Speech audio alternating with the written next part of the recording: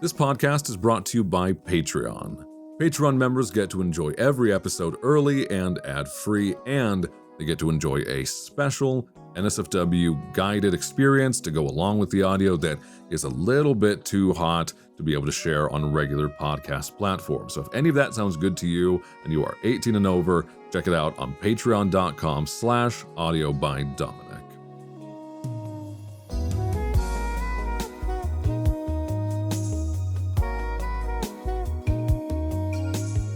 Hi there, everyone, and welcome to the Lust FM podcast, a late-night radio show that you can enjoy anytime you want.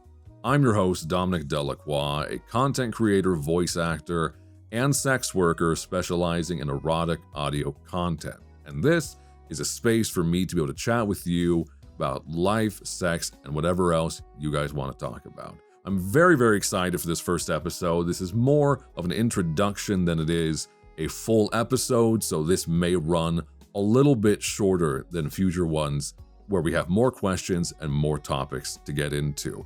Now, the point of this podcast is just to be able to have a nice, unashamed, unflinching kind of look at questions about sex, BDSM, fetishes, interests, fantasies, anything in that realm, in an educational and thoughtful kind of way. This is not a podcast where I'm looking to be constantly hitting you with hot takes and crazy notions.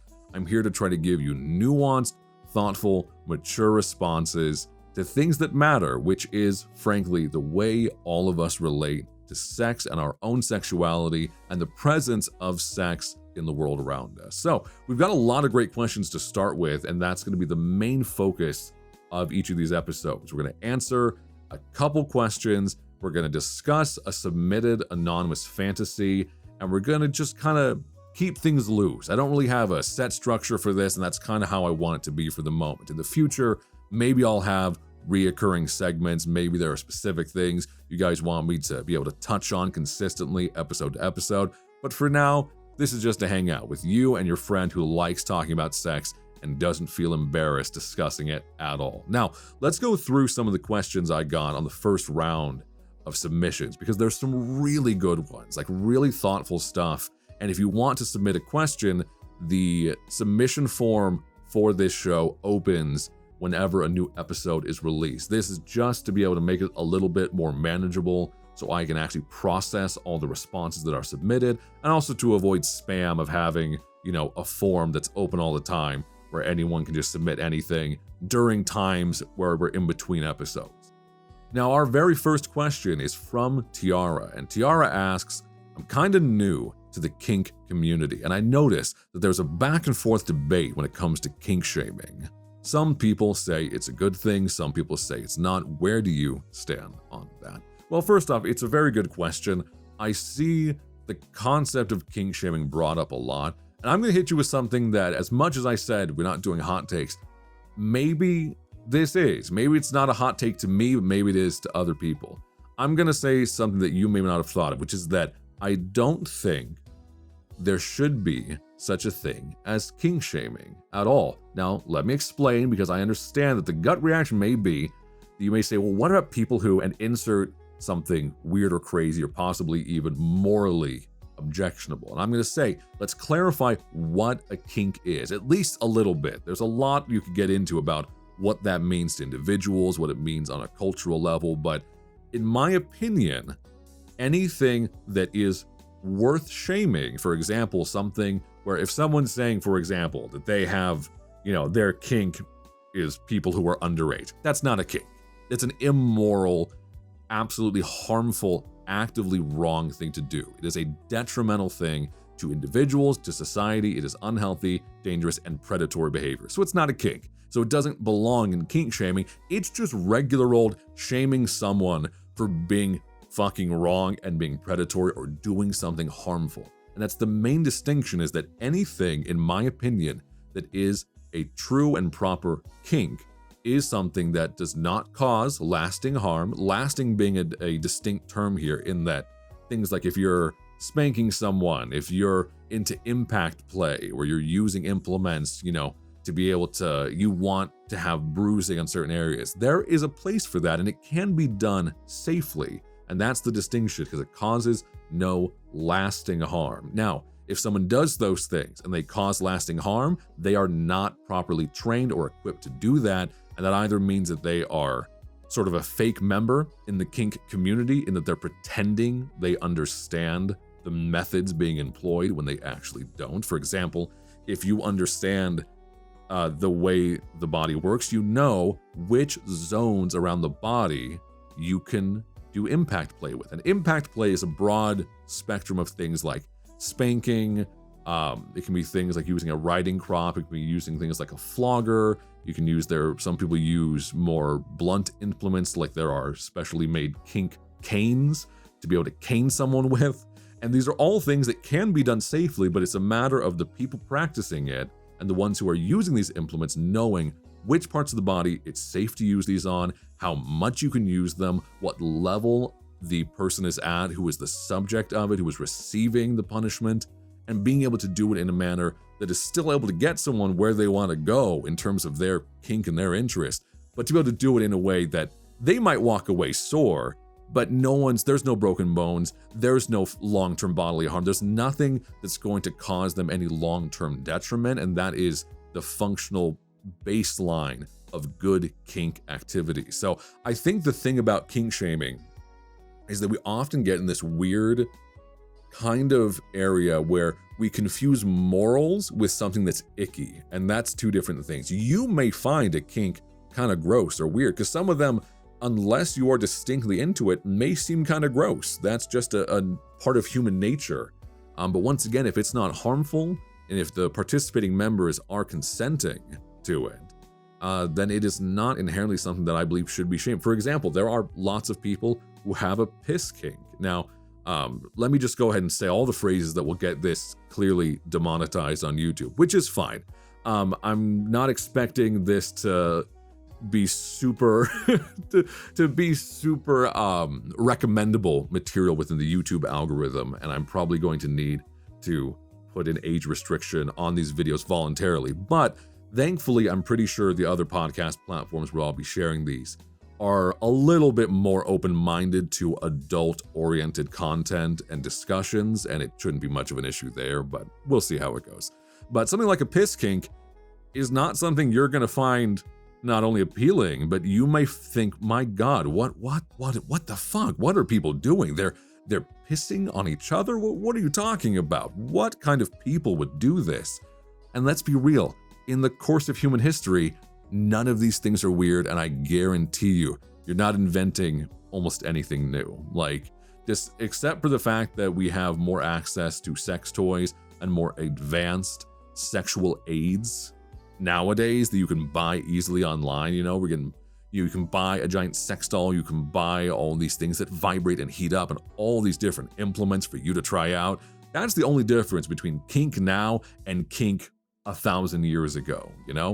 Humans have always been the kinds to explore sexuality, and it is just a natural part of the world that we're in. So that's a big reason for me why I think kink shaming is a bit of a misnomer, because if it is a kink, it's by nature something that can be done safely. And if it is being done safely, then whether you like it or not, you have no right or no place to shame the person for it, because someone else, in another part of the world probably thinks something you do is disgusting.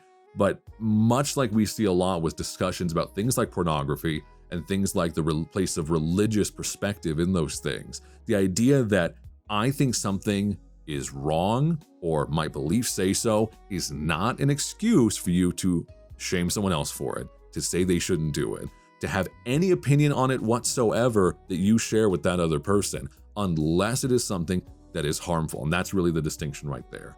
And this does happen. This comes up because the kink community does have a lot of people who join it with bad intentions. They do it as a space to be able to try to get away with abusive techniques. You see it especially, with a lot of men who will join these spaces and not realizing that to be someone who is dominating someone else requires a very thoughtful, sensitive soul to do it well, because it means you are actually doing it with a deep care for their well-being, their pleasure, their satisfaction, and more than anything, their safety and long-term well-being. And people will come into these spaces and they will just think that it's an excuse for them to be able to rough someone up. And that does unfortunately cause this overlap of people connecting mistreatment with kink. And these two things never should be going together.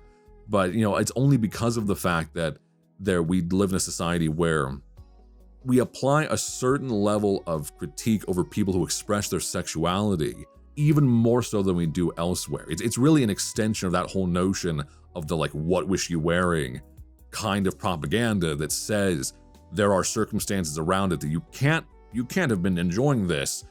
You can't enjoy these fantasies or these kinks or fetishes if you weren't fucked up or something wasn't wrong with you, or you weren't doing something that was going to lead you to something bad happening to you. And that's just bullshit. It's just not true at all. So anyway, to answer the question, that's my solid view on the matter, is shaming is only a thing in place for people who are doing kinks incorrectly and are doing things in a abusive manner or abusing their position, or they're doing things that are simply morally objectionable, meaning that they are causing lasting harm. They are doing something non-consensually. And these things are, in that regard, that's a very easy line to draw. If it is not consensual, then it's pretty much it's this easy black and white distinction to say this other person did not agree to this experience or fantasy or kink, then that's wrong and they are doing something wrong to this other person. But otherwise, I don't think there's any place for it. And that's kind of my opinion on that. Especially the older I get, the more I think, my God, is the world full of so many different bizarre expressions of human sexuality.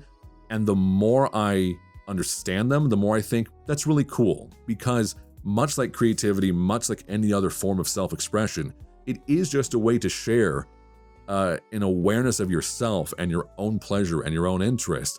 And I don't think that's wrong. And I don't think that's embarrassing or shameful. And I don't think it should be. Now, that doesn't mean it's something that you have to share and telegraph in spaces that are not designed for it, It's not a thing you necessarily are going to bring up your weird kinks at the dinner party. And why is that? Not because you need to be ashamed of them, but because someone else may not be consenting to hear about things that they're not comfortable with. See, it really all comes back around to these basic discussions of consent and being selfless in the way you treat things. And really, once you can kind of use that as your compass, those kind of decisions, those kind of things become much easier to decipher, in my opinion. So that's my stance on that. I want to say very clearly, though, I'm very, very glad you asked this. I hope this doesn't come off at all condescending, because it's a topic that gets brought up a lot. People ask frequently, online and just in general, about the idea of kink shaming, thinking like, now here's where we draw the line. It's like,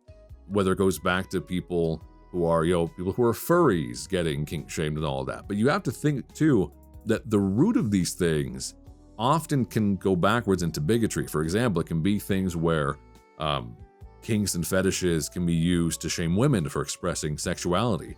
This was often the discussion when it came to things like gay rights, where gay couples and gay communities, when it came to sexuality, that was often the distinguishing factor in the propaganda against them, was to say, look, I don't mind if they live their life or whatever, but I want them to keep that disgusting behavior behind doors. And that's the phrasing of it that says, whatever, they can do what they want. They can be disgusting over there. And it phrases it as something shameful, when in fact, it's really just a very, very natural part of human nature. Anyway, that's one reason why I think kink shaming also can be dangerous and harmful, is because of the fact that it can be used and weaponized against groups to be able to say, this group does this weird thing I don't like, and thus they are either sinful or they're wrong or they're gross. And those people can then take that onto themselves to feel like they actually are something shameful and wrong, when most of the time they're perfectly normal. They just don't realize that sexuality is meant to be explored, and almost any fantasy you have, there is a safe, pragmatic, and practical way to do it that doesn't have to be harmful, and that you don't need to feel any guilt over, as long as it's not harmful to someone else, So anyway, that's my thoughts on that. Let's go ahead and track down another question. I'm going to do at least a couple more of these, and then we're going to pick a fantasy out of these submissions. And I have one that I've already pre-selected out of the initial batch, because I thought it was so well worded. I was excited to share it all with you for this first episode. All right, going on to the next question. This one is from Solstice, and they ask, I have recently started a hobby of writing smut for fun. First off, good for you. I think that's great. I think more people would honestly benefit from that, being able to write out sexual fantasies, because I think it's honestly good for creativity. I think it's good for individuals to do. But they say, I'm not good at it, especially with using the same words over and over again. How can I become better? Parentheses, English is my second language. I'm sorry if I sound awkward. First off, don't ever apologize when you're speaking a second language. Like, legitimately, like, don't ever feel like you need to say sorry for it. First off, you wrote perfectly clear. Like, there's nothing here that's wrong in the slightest with your question. And also, the fact that you know another language at all and can even write in it fluently is impressive, and you should not need to apologize, especially not to me, who, you know, I tried to do French on Duolingo for like a year, and I could barely, you know, ask for directions if I wanted to. So, now as far as writing smut and not being good at it, first off, I want to say that I think often there can be this idea that writing, or any creative field really, is something that it kind of has value only if you're good at it. And I understand the instinct behind that, because people who are great at those things are the ones we see make careers out of it. You know, people who are expressly talented and are publishing books all the time, or making movies, or writing brilliant scripts or whatever. But the thing is, in almost every scenario, these people either started very, very bad,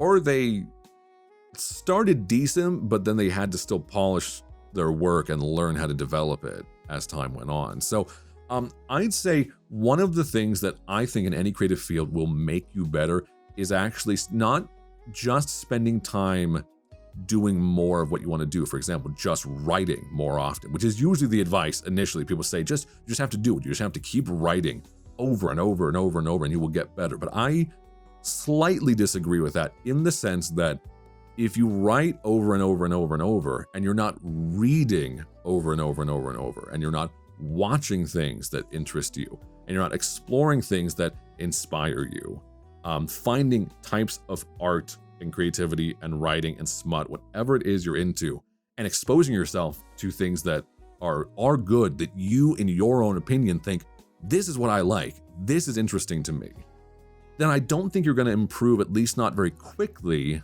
if you don't do that. Because we're not wired to create things in a vacuum, to be able to sit kind of locked in a tower, write something, and then just instinctively know what to do on a second draft to be able to make it amazing now. You know, it's not a thing that we're kind of built to be able to do that. So we can fix that in the sense that if you spend more time exposing yourself to think like, well, let me explore what kind of writing do I like to read? What kind of stories and authors do I think have a voice that is interesting to me? Because then you can look at it and you can say, like, how do they phrase situations like this? How do they find a way to not be repetitive? And the thing that I think is helpful about this is that it doesn't mean you're going to take that and you're going to plagiarize it. And I think that's a worry many creative people have when they're starting.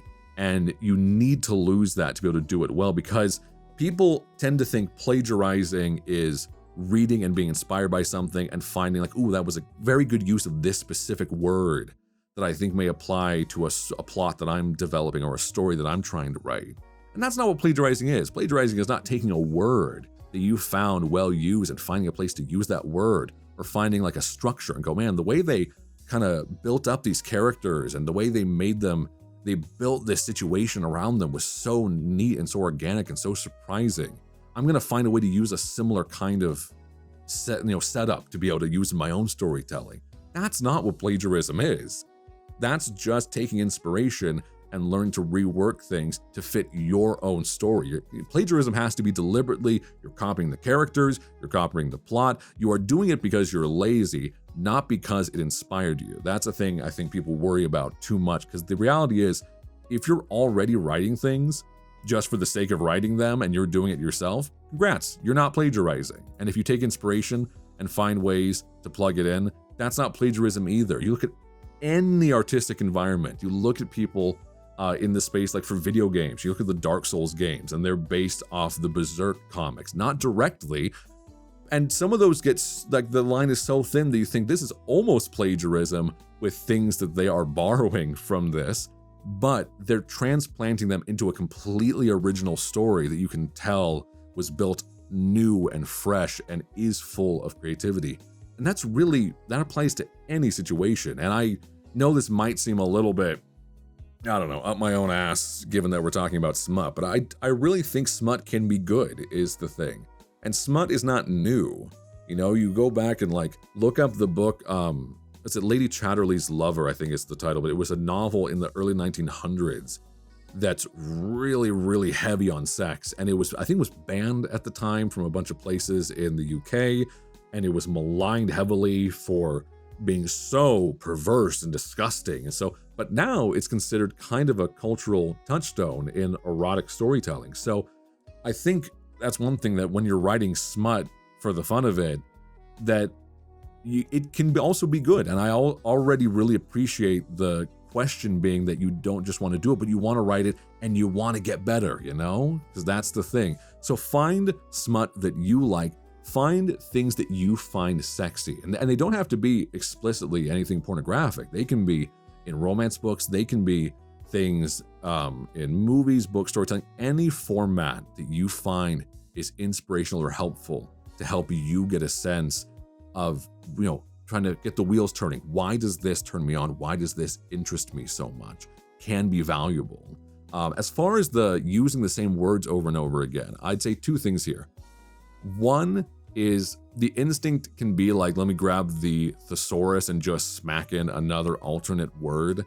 And I think that often comes off kind of funky because you can sense that it's not a word the person organically wants to use. So sometimes it can be better to think of like, can I phrase this whole explanation of whatever I'm describing differently, rather than just trying to use a bigger or fancier word? Can I find a way to compare it to something else, a way to explain the sensation, you know? I do that with myself. You can kind of think like, how in myself would I describe my own thoughts and sensations, and just kind of churn over different ideas. You can think like, when someone has a sensation in a story, you got to think like, you can say like, you know, is it running through their body like a hot flash, or is it like a pulse of bass music, like a you know, a bass speaker in a club that's pulsing through them, or is it like a flash of an electric shock, or is it like a run of adrenaline down their spine? Because these are all ways to phrase someone having a really strong sensation and reaction, but they're all different, you know, and they all have a different feel to them. So that's part of it, is finding ways to think of not just the individual words being the same, but other ways you can describe things around it, to be able to give you a little more room to play and be able to make it a little more interesting, not just for the reader, but for yourself while you're writing, to have a little more fun doing it. I'd also say on the alternate side is that if done intentionally, repetition can be used effectively. You got to think that oftentimes, especially in sexual scenarios, there's a lot of repetition that goes into a sexual experience. Oftentimes, it can be a very hypnotic thing to have someone there saying, oh, you're such a good girl. Oh, that's so good, just like that, over and over and over. And you can build that into a rhythm. Now, in writing, it's a little bit trickier, obviously, because it's harder to get that hypnotic kind of sense. But you can do it, though. I think there are ways you could intersperse, for example, just off the top of my head, if I was writing something in narrative prose, like if you're writing a scenario where the guy in the sexual scenario is saying good girl over and over and over, and it's just meant to be this repetitive, almost hypnotic kind of thing, you could write in between that, he says that, and then describe how the sensations change the more he says it. And that way you can use that repetition over and over, but then find the differences and see like, okay, if we are using the same thing, you know, intentionally in a sequence like that, can I find a way to showcase how it shifts over time and how it feels different the longer he says it? So that way then, when he says good girl the first time, it has a different feel maybe than the way he says it the 20th time. And you can kind of do that in writing as well, is that you can find ways where repeating words or phrases can start to be done intentionally rather than because you're just not sure what to say. And also I'd say don't be afraid just to cut things out if you need to. There's nothing wrong with editing out a section if it feels repetitive. A piece of good writing does not inherently have to be any specific length to be good. So I'd say that's something that can be valuable too, is you can find other ways to describe different elements in the story to give you more to write about. You can lean into it to make the repetition deliberate and intentional and have it build kind of a rhythm to it back and forth. Or you can cut out some of the repetition and make it a little bit more to the point, a little more bare boned, and just see if that feels right. Take it and read it out loud and see if it flows naturally, which is one of the best ways to check your own writing and see how it feels and if it's moving the way you want it to. So hope that's helpful. That's kind of the process that I go through, because I deal with that too, with the worries about that I'm just saying the same lines and ideas over and over and trying to find ways around that. So it's something that you definitely run into writing anything, I think, not just smut. So if you're working on fixing that now, that'll serve you well no matter what you're writing in the future. So Solstice, I wish you well writing smut. I hope it is something you keep doing. I think the world needs more of it. I really do. I think more expressions of fun and pleasure and sexuality are really a net positive for society, being a more open place. So I wish you the best on that regard. All right, let's go ahead and take one more question, and then we're going to share with you the fantasy that was submitted that I thought was one of the most interesting ones. There were plenty of good ones that I want to get to, but this one stood out for this episode. All right, here's a question that may be a little bit heavy, but I think it's important to address because I think there's something positive we can discuss out of this question. So this question comes from Lily, and Lily asks, I've met a lot of people who have gone through traumatic situations that, directly or indirectly, resulted in them forming kinks that are sometimes taboo or uncomfortable for people. It's hard for us to be able to find comfort in these kinks because it makes us feel evil and unwanted for being into it.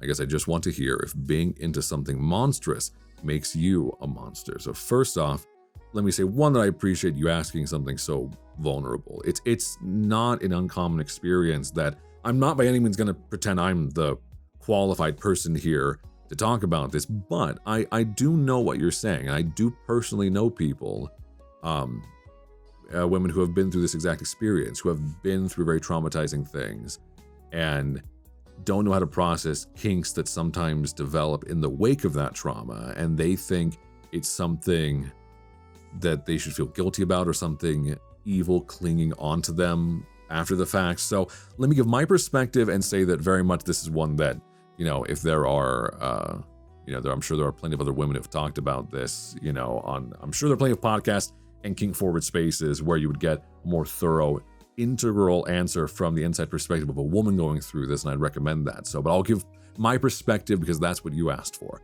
So, one, I want to say that as I talked about in an earlier question, any kink that does not harm you or harm someone else and is consensual is by nature not monstrous and not bad and not harmful and not something you need to feel guilty or ashamed over. Now, this is something that people find really hard to process because culturally we're told there are hard lines on what you should or should not enjoy. For example, people who enjoy, and I'll phrase it as consensual non-consent is the way it's phrased. Basically, a non-consensual kink, and people often think, oh my God, if I enjoy this, how fucked up am I? I'm acting like my fantasy is to be taken advantage of, to be used and misused and mistreated. Like what is wrong with me? One, statistically, no matter what you might feel, these are extremely common. Like that particular kink, they've done tests, and of course, every test is and survey is subject to scrutiny, given that it depends on how many people were sampled, what areas they were in, what culture and country they were in, how open sexuality is. But instead, they've done some testing on this, and consensual non-consent, to some degree or another, when people were asked about if they've had a fantasy, basically the question being, have you ever had a fantasy in any way regarding someone sort of forcing themselves upon you in a fantasy scenario in your own head? about half of the women who were asked this said yes, said they did. Like 50%. So you're not a 1% person who's fucked up and weird and no one else in the society around you has thought of this. It's actually very common, but it's not something that people are going to discuss openly, obviously, because one, people do judge it very harshly. Two, people say very stupid things about it. They will see that and they will make these judgments saying psychologically what must be wrong with you. Man, no one with a healthy brain would ever think that. And then you go look up actual psychological articles. I looked up one not that long ago in the wake of this topic coming up in a discussion a while ago. And there's a great article that I will have to see if I can find. You can probably just Google it, honestly. Like, it was something along the lines of just Googling, is consensual non-consent wrong? And it came up with an article from two psychiatrists who specialize in human sexuality, both women, who had this fantastic, it was like a blog post or it was on like a medical journal, just saying they were like, one, normal doesn't have much of a use case in regards to human sexuality, because normal is whatever is accepted by the society at the time, and human sexuality is extremely broad. So normal isn't really the helpful phrase. Saying is it harmful or non-harmful is more of a helpful distinction rather than is it normal or not, because that doesn't mean anything.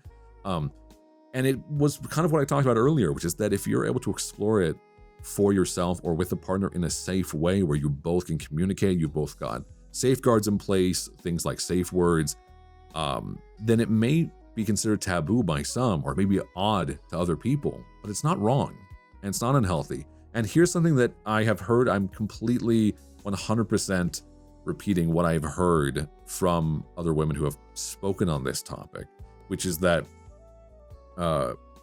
what some find in that the development of these kinks in the wake of a traumatic experience can feel like, why would I want to connect these things, something that was truly horrifying and actually an act of abuse or violence? And one thing I've seen phrased and discussed by psychologists and by women, and I think is very thoughtful, is to say part of the interest in those kinks can be framed as a way for you to be able to in some ways recreate a scenario where you are actually in control. You are actually in command of the situation because you know you're not actually in danger when you're doing it consensually, when it is a kink thing with yourself or with a safe partner that you're exploring something with. Then you don't have to bring any fear into it.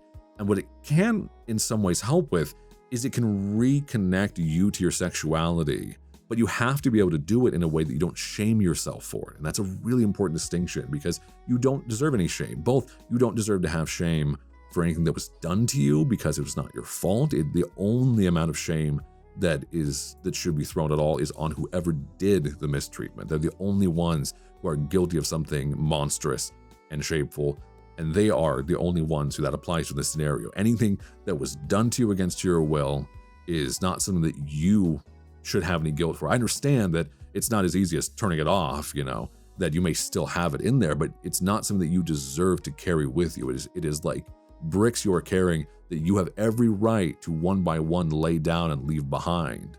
And that actually can be done partly, through sexuality. Now, of course, more than that is this can be done in a guided way. Hopefully, if you can find a good therapist or psychiatrist, someone who is really, really informed on this, especially one with experience in trauma, with experience with mistreatment, someone that can have a kind of a game plan in mind to get you to the other side of that, can help to guide it, obviously, and that is definitely the most kind of correct way to do it, I'd say. It's finding someone qualified and structured to be able to help you with it. But part of that equation can be your relationship to your sexuality, learning to explore those kinks that you maybe feel guilty for, and starting to look at them as maybe this is me reestablishing safety with myself, safety with any partner you might be sharing those experiences with, and learning that you can start to you can't remove a traumatic or horrible experience, obviously, from your mind, nor should you. That's not the goal, is to pretend nothing happened or just shove it down or just act like everything's always good all the time.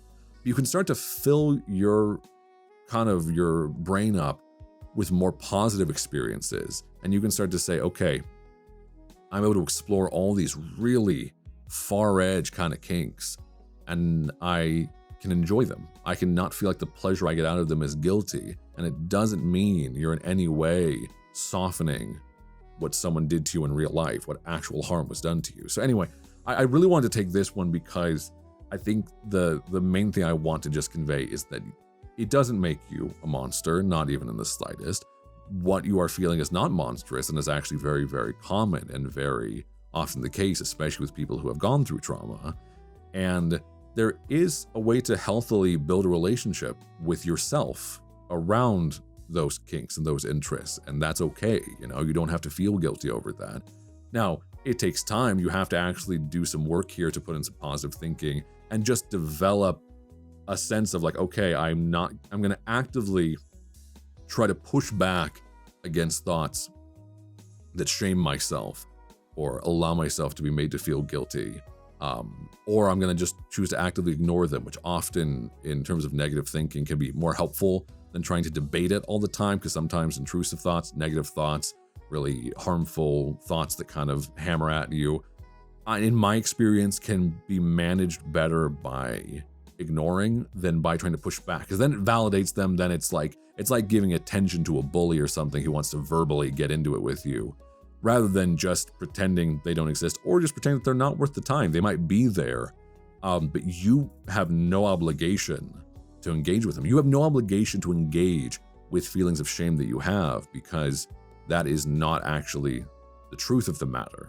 That's a byproduct of someone else's shame that they gave to you by their harmful acts, not your own shame for anything you've done. And that's the difference. You're basically kind of slowly getting the poison out that someone else gave to you through their choice to do something horrible and harmful and monstrous. So, look, Lily, I really wish you the best.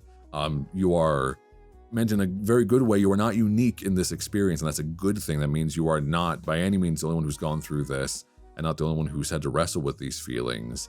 And the fact that you're even trying to be open about them and share them, I think, is a very good starting point to be able to kind of build yourself up from that, because you deserve that. You deserve to be able to feel built up and to be accepting of yourself as you are now, not just as someone who experienced a trauma. That is not the defining moment in your whole existence, even if it is a very, very strong moment in what you're trying to get through. Obviously, it causes a lot of damage that takes a long time to heal and for you to build up from, but it can be done, and it can be done in a way where you can encourage yourself for the fact that you are still here and you are still trying, and you deserve to feel good. You deserve to care for yourself. You deserve to feel pleasure. You deserve to be able to be open with your own sexuality without needing to judge it harshly. And as long as it is not bringing harm to you, then you don't need to be ashamed of it. And it's not anything monstrous or anything bad. It is just you exploring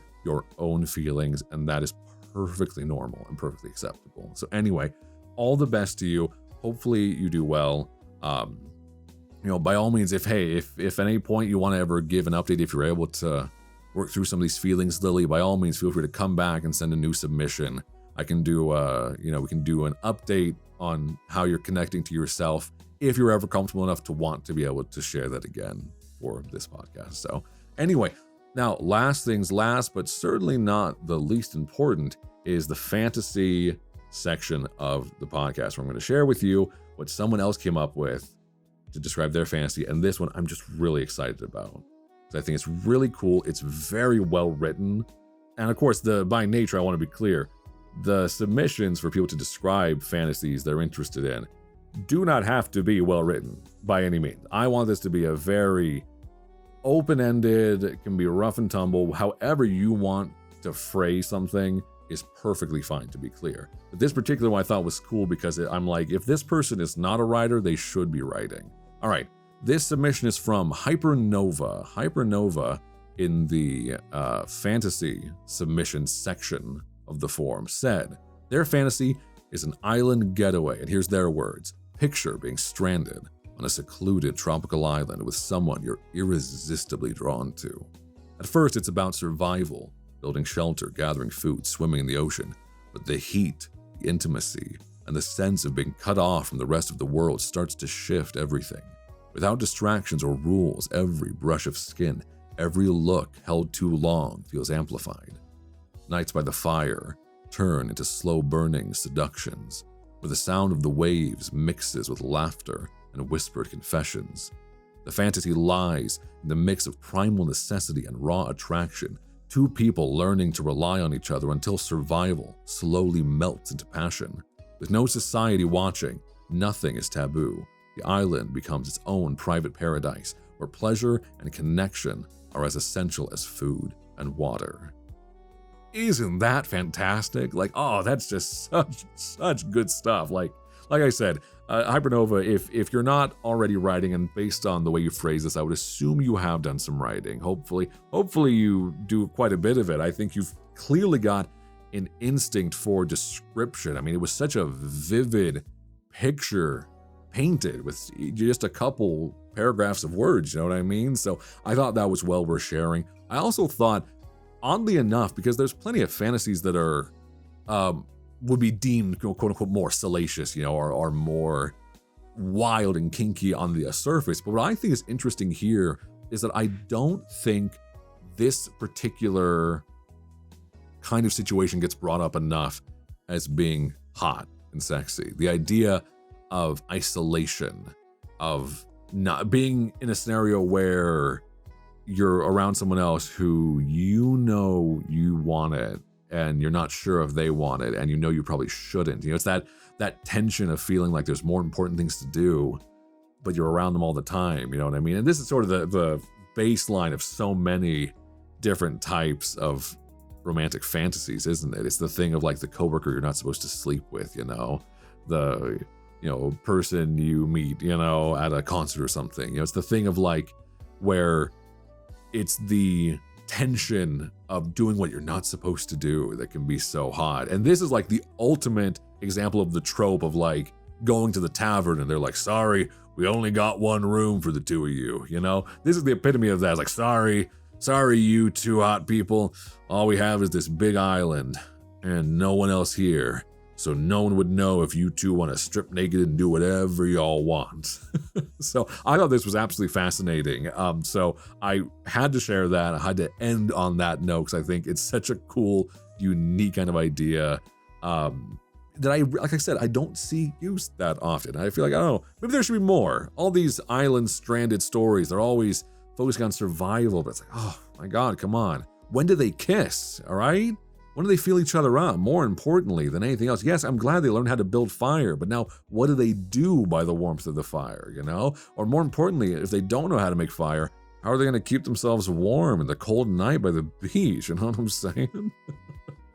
So that is going to be it for this episode. If you want, there is a special extended version of this episode available on Patreon, predominantly because I am going to take this little fantasy and create a little guided experience to help you imagine the scenario, if that sounds interesting to you. If this island fantasy seems like one you want to maybe have a little bit of help imagining and guiding along through that experience, and that's kind of what that's for. But that is too hot to be able to share in a podcast as it is right now. That said, I think we still covered a lot of great topics. I can't believe that, looking at the time here, that it's been almost an hour recording this. And that's a testament in so many ways to all of you submitting great ideas, great questions, and things that really make this the reason that I wanted to start this podcast, to be able to talk to you guys about important issues that are both, they can be fun, they can be serious, because sexuality is such a big spectrum. And no matter what anyone says, sexuality is a huge part of what it is to be a human being. It's one of the foundational passions in a life that you have. So I'm really glad to be able to discuss it, and I think it needs to be discussed more openly, without shame, with kind of just like a frank, unabashed view towards it. And if we can all relate more to one another and be able to discuss these things, I think the benefit of it outweighs any possible negatives, of which I don't think there's really any. I think connecting with yourself in this way and being able to connect with others openly, I think is always a good thing. So thank you all for making this first episode so much fun. I'm going to open up the submission form at the time of releasing this episode. My plan currently is to have new episodes every couple weeks for the moment. I think that's manageable enough that I can keep it up for the moment while I work on other projects. And if I end up with more time, and if there's like just a ton of submissions and questions, maybe I'll try to add in an extra episode now and then. But thank you all so much for listening to the first episode of Lust FM. I'm your host, Dominic Delacroix. Stay healthy, stay horny, and I will see you next time. Bye.